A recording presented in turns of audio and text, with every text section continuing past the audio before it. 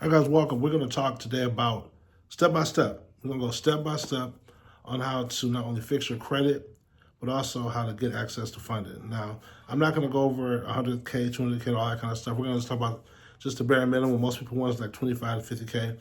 Before I go into it, guys, my name is Jaabecca Jones. If you're not already following me, hit the subscribe button.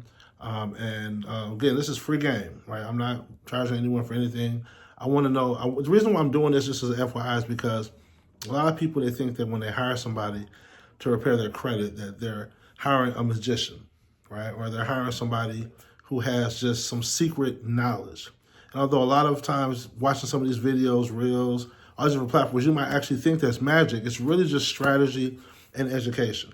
Strategy and education, right? So my whole goal here with this platform, with my channel, moving forward, just to educate you so that you have, bare minimum, the knowledge to do this on your own. Now, if after you get the knowledge, you decide that it's not something that you want to do, you rather be coached on how to do it, or you want someone to help you do it, whether it be repairing your credit or structuring your credit profile to get access to funding, then we can talk. My information will be in the description. I'll also put it on the screen. But at the end of the day, it's important that everybody understands, especially if you are someone who's ignorant when it comes to credit, ignorant when it comes to funding, that I don't want you to feel like everyone's talking over your head. I want you to realize that this is information that you can digest, that you can get. It might take a little studying, it might take watching the video over and over and over again, but you can get this information, all right? Again, my name is Jaabecca. I've been in this industry now for over 15 years. Helped thousands of people get approved for funding, for vehicles, for homes, for businesses. And the reason why I love what I do, the reason why I love this profession is because with credit, is the one thing, no matter where you come from, no matter what your history is, your background, the choices you've made in the past, no matter what your educational level is, if you can get your credit to a certain level, you can get the things that you want. You can change your life, whether it be for business, whether you're trying to change your location, whether you want to start to see the world, whether you just want to get a better understanding of finance. You can get to $50,000 or $100,000 fixing your credit faster than you can saving it or changing jobs, right? So credit is an amazing tool if you understand it. All right, so we're going to talk about someone. I'm talking to you now as if you know nothing about credit repair, nothing about credit, and if you have a basic knowledge of it, and I'm going to walk you through how to do it. Number one thing you need to do is you have to have an understanding of your credit report. You need to find your credit report, and you need to look at your credit report. Now, there's a lot of ways you can go about doing that. Number one thing that you can do is you can take the free route, annualcreditreport.com. If you go on their website, it'll then direct you to all three credit bureaus, Equifax, TransUnion, and Experian. And you can actually just fill out a form. It takes about maybe 5-10 minutes. Once you do that, they're going to send you PDF forms of all three credit reports. Now, me personally, it's a bit cumbersome. I don't like going through the whole report, but it's good for you to do that because the good thing about these reports is that they're very, very, very detailed. You're going to get literally everything that's in your credit report with each credit bureau. Okay, so that would be my first free if you're looking to do it for the free way. Me personally, I like shortcuts when it comes to credit. I want to be able to see all three credit reports at the exact same time. So what I would suggest you do is go to Smart Credit. I'll put the link in the description. If you go to Smart Credit, pay $29. It's an investment in yourself. Then you get access to all three credit reports, and you can look at them all together, right? So you can kind of compare the two. That's the point, to look at each report and see, okay, is what's on TransUnion showing on Experian? If what's on showing on Experian is showing on Equifax. That way, as you are disputing these items, it's easier to do. All right? That's number one. Well, that's number one. Number two, once you get access to the actual credit report, I want you to either get a piece of paper if you want. That's the easy way. And I'll show you a different way later. But I want you to look at everything that is owed debt, whether it's a collection account. I want you to write it down. All right? A charge off. I want you to write it down. Right, every account that you see is a late payment. If you see accounts that have different account numbers or different numbers. So for example, let's say you have a T-Mobile bill on your credit report, and it's showing on all three, but there's three different account balances. Right, I want you to circle that or write that down rather, and note that. Everything that you see that's an error. Every debt that you see, every error that you see, I want you to write it down, right, and look at it. The reason I want you to do this, number one, because I want you to identify what a derogatory mark is. I want you to know, okay, this is a debt that happened somewhere there. It's reported on my credit report, so they're saying In some way, this is a debt that happened in the past, and now it's shown on my credit report. Some things you may recognize, some things you won't. I don't want you to worry about that right now. I just want you to look at all the stuff that's derogatory. It'll be in red, or it'll just be a balance. It'll say you owe this balance amount. Now, if you have current credit is like a credit card that you're paying on, a car note, a mortgage payment. You may have a current loan that you're paying on. This is active credit accounts, right? You have two types, revolving and installment, right? If you're paying on it right now, and every time you make a payment reports to your credit report, that's a positive account. You want to keep those. What I want you to focus on right now is just the negative accounts. Just circle them, or if you have a piece of paper, write them down rather, and make the whole list, okay? Now that you got the whole list, we're gonna go to the next step. The next step is we're going to, also hard inquiries, so I almost forgot about that. Look for those hard inquiries. If you have a bunch of hard inquiries, I want you to write those down as well. Now, the next thing we're gonna do is we're gonna actually start the disputing process. Now, I'm gonna make this a lot easier than it used to be back in the day, guys. This is why I say, if you have ChatGPT, you actually can streamline this process. If you download that credit report that I was telling you about with Smart Credit, and then upload it to ChatGPT, you then can ask ChatGPT to create dispute letters on your behalf. All right, all you have to do is just put in ChatGPT, please, create dispute letters leveraging FCRA, leveraging consumer law, leveraging FCRA, and leveraging consumer law. I would use those two. And what it'll do is that it'll actually create dispute letters leveraging consumer law and FCRA law. And then, if you want to make an even more detailed prompt to ChatGPT, you can say, create dispute letters for TransUnion, for Equifax, and for Experian, leveraging FCRA and consumer law, also leveraging state law and federal laws, including statute of limitations. Create all three dispute letters as if you are a credit repair expert. And guess what? It'll take everything off your credit report. It'll create the dispute letters for you. Your name, everything will be on there. All right? Now you have three dispute letters. You're going to copy and paste those letters onto a Word document. You can do it on Google Docs. You can do it on, if you have Apple, it doesn't matter, Microsoft Word. Put them on these documents and make sure that you have everything. Like double check that your address is showing, your full name is showing, the last four of your social is showing, date of birth is showing on these dispute letters. You don't have to sign them though. Just create the dispute letters. Make them in PDF form. All right. Make sure you have your a picture of your ID, a picture of your most recent bill, all added to the dispute letter. Make it like the second or third page, probably the second page or so. Okay. Now save those all as PDF documents. You should have one for each credit bureau, and you should have a copy of your ID and a copy of your most recent bill on each credit bureau. On each dispute letter. Sorry, that'll go to each credit bureau. All right, you got the dispute letters now. The next thing you're going to do is you're going to go to a website called CFPB, Consumer Financial Protection Bureau. And you are going to create an account with them. And after you create an account with them, you're going to dispute, or you're going to actually create a dispute for each credit bureau. So there should be 3 complaints, one for each credit bureau. Now you're saying, well, what do I say? How do I know what to say with this, right? Real easy. You're going to go right to ChatGPT again. This time you're going to say, please create 3 complaints for each credit bureau with the Consumer Financial Protection Bureau, right? And it's going to actually create a complaint. It's going to show you exactly plug and play. If you don't know how to fill it in, say, I don't know how to dispute on CFPB. Please create step-by-step process to dispute on CFPB. It'll give you a step-by-step process to dispute on the CFPB. All right? So I'm doing this. That's why I don't have any, I'm not showing screens or anything like that. I want you to listen. I want you to go. You can pause and go back and just do what I'm telling you to do. Like, I promise you it's going to work great. Once you do that, you're going to create the dispute. It's going to eventually ask you for documents for each credit bureau. So you're going to do one for TransUnion. At some point, it's going to ask you for the document. You're going to upload your dispute letter. And you're going to do the same thing for all 3 credit bureaus. Once you've completed that, send it off. That's the first thing you're going to do.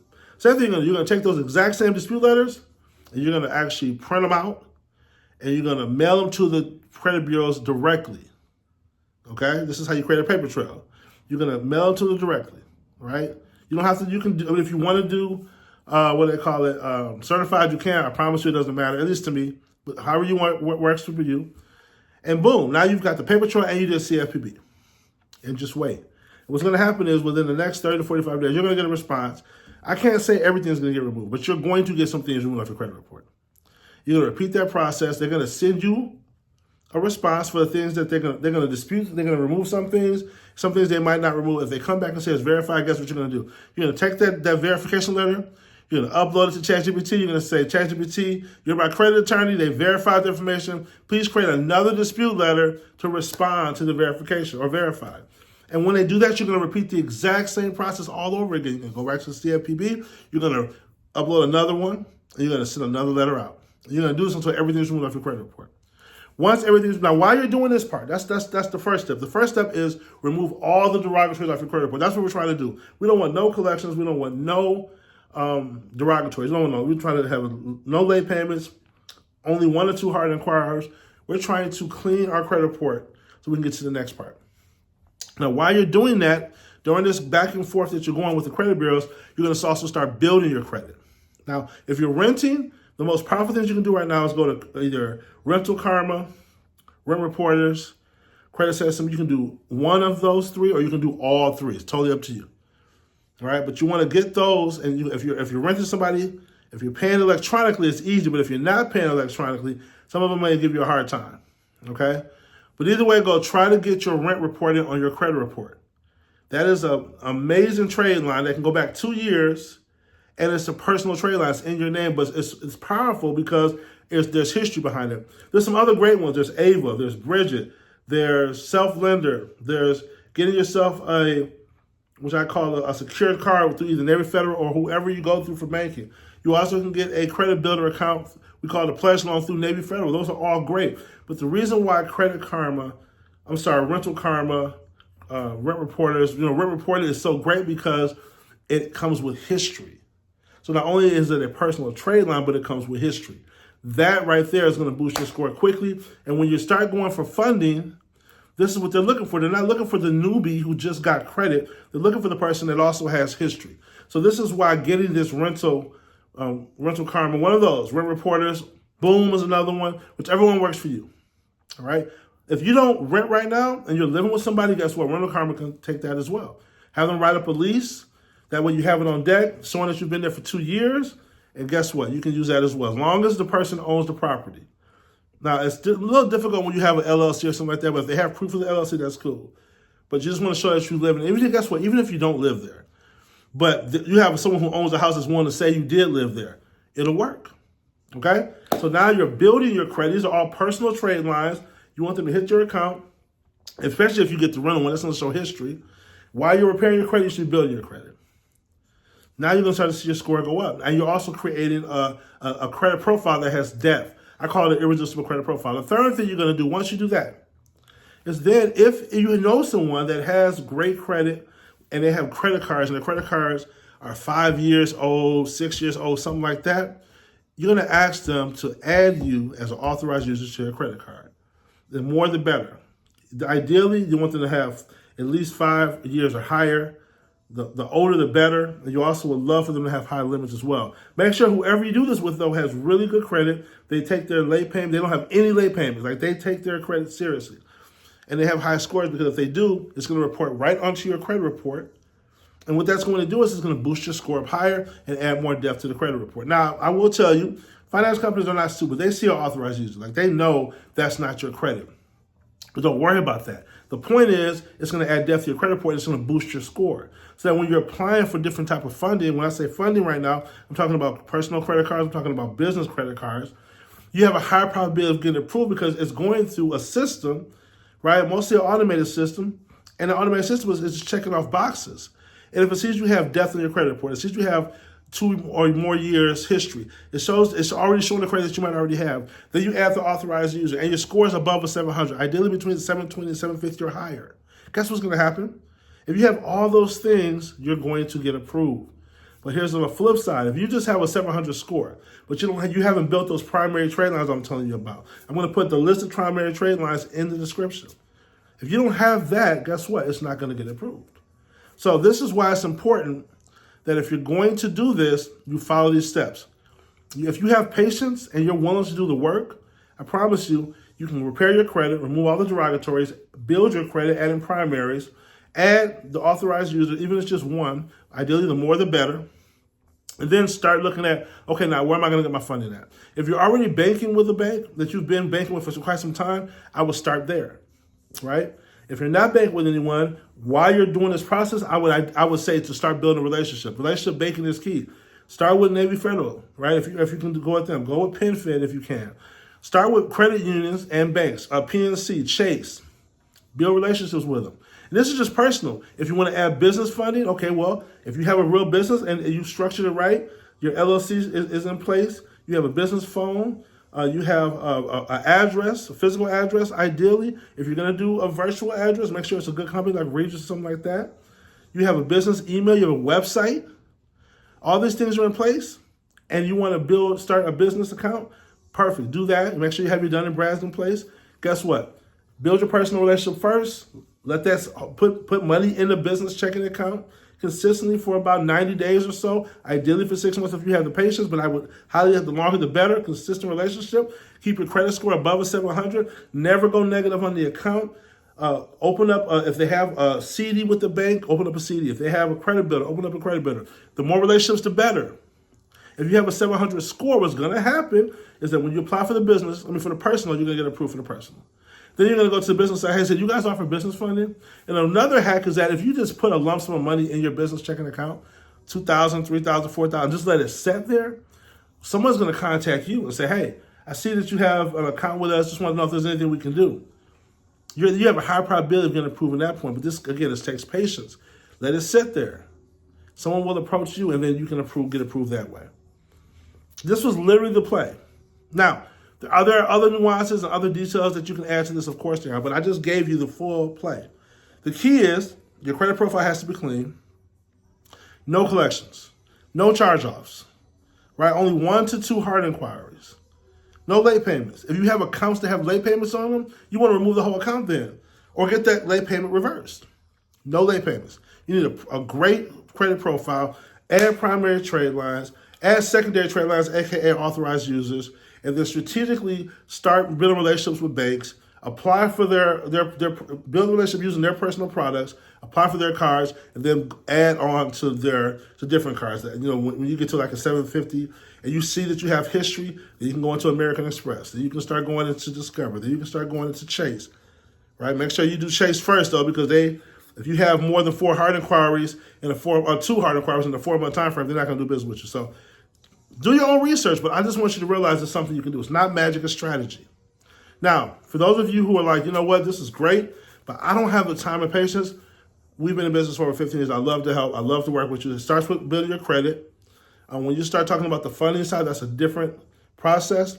There is a 10% fee, all right? So you pay up front 1%, whatever funding you're trying to get, and then once you receive the funding, you pay the balance, all right? But before we can talk about funding, unless you have an amazing credit profile now, you just want me to help you, we got to talk about repairing your credit, all right?